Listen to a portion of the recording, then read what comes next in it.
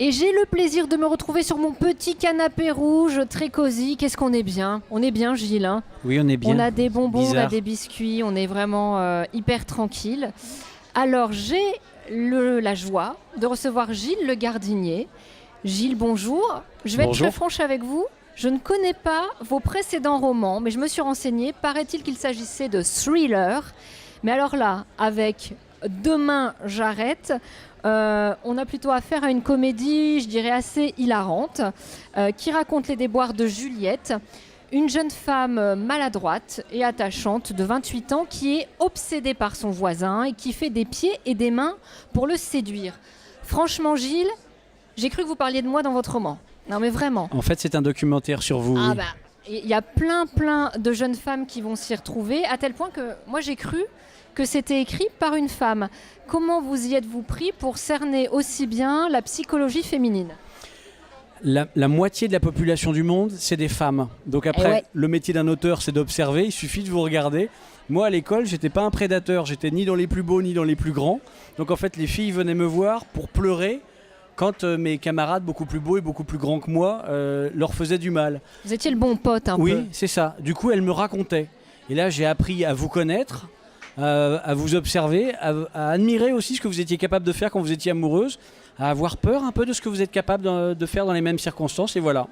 Est-ce que le personnage de Juliette est inspiré de femmes de votre entourage, d'amis, de gens de votre famille, Pas de femmes qui vous spécifiquement entourent? des gens. Non, c'est vraiment c'est un ressenti par rapport aux femmes que j'ai pu rencontrer, aux jeunes femmes que je côtoie, que je rencontre. Mais il y a un peu toutes les femmes que j'ai rencontrées dedans, quoi, vraiment. Qu'est-ce qui vous a donné l'envie d'écrire cette histoire-là, de parler de cette femme-là? Comment est venue l'idée et l'envie? J'avais envie d'une histoire qui soit légère, qui parle de quelque chose d'essentiel, mais d'un regard sur la vie un peu particulier. Et en fait, pour moi, le seul moyen d'aborder une histoire d'amour de façon forte, c'était de le faire par le biais d'une femme. Parce que les hommes sont moins puissants en étant amoureux. Nous, on est capable de faire notre vie avec une moto, un réverbère, un chien, toutes ces choses-là. Alors que les femmes, quand elles sont amoureuses, ne dévient pas de leur route. Il n'y a pas plus puissant comme créature sur Terre qu'une femme amoureuse. Donc voilà, il fallait passer vraiment par ce biais-là pour raconter cette histoire-là. Et après, oui, c'est de l'observation, c'est de la tendresse. Jamais d'ironie, mais en tous les cas de l'humour par rapport aux situations dans lesquelles vous êtes capable de vous mettre. On le sait, on vous observe, les hommes ne sont pas aussi bêtes qu'on le pense. Alors moi j'ai trouvé qu'il y a un côté un peu Bridget Jones à la française dans votre roman, parce que c'est une jeune femme maladroite, il y a sa bande de potes, il y a sa folle quête du prince charmant. Par contre, on dirait que par le biais de la comédie, vous prenez une certaine distance par rapport à cette notion quelque peu surannée du prince charmant. Dites-moi si je me trompe, hein, mais j'ai l'impression que Juliette se fourvoie et qu'il n'existe pas forcément cette image de l'idéal masculin sur lequel on fantasme tout. C'est peut-être là justement où c'est bien un homme qui a écrit le roman, c'est que les filles peuvent croire au prince charmant, mais nous on sait qu'il n'existe pas. Donc en fait, je me voyais pas introduire cette notion-là, c'est quelque chose de complètement surréaliste pour les hommes. En tout cas, en termes d'écriture, moi, je trouve qu'il y a un côté presque parlé parfois, et le ton est très vrai, très frais.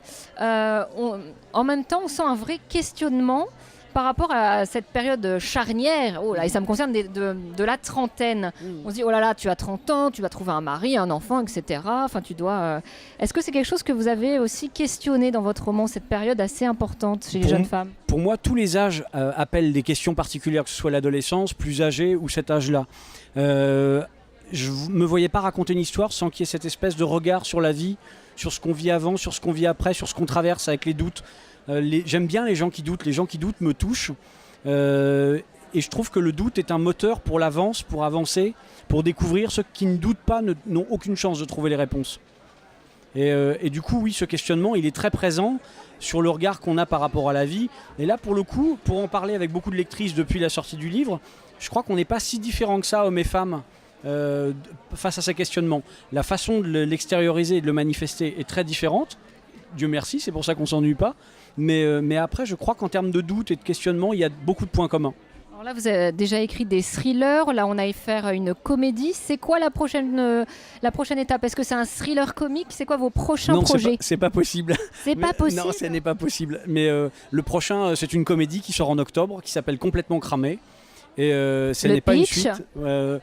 C'est compliqué. Je C'est suis pas compliqué. je suis pas capable de le faire là. Vous nous teasez à mort là. Et non, je suis pas capable de le faire, Une sincèrement. comédie en tout cas. C'est une comédie avec des personnages sur une gamme d'âge plus large et j'espère le même ton et j'espère la même humanité.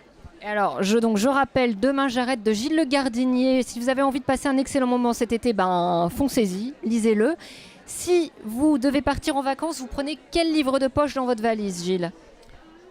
Je sais pas, c'est ma femme qui la lit. question piège. Je ne suis que le cerveau de... Je ne sais pas.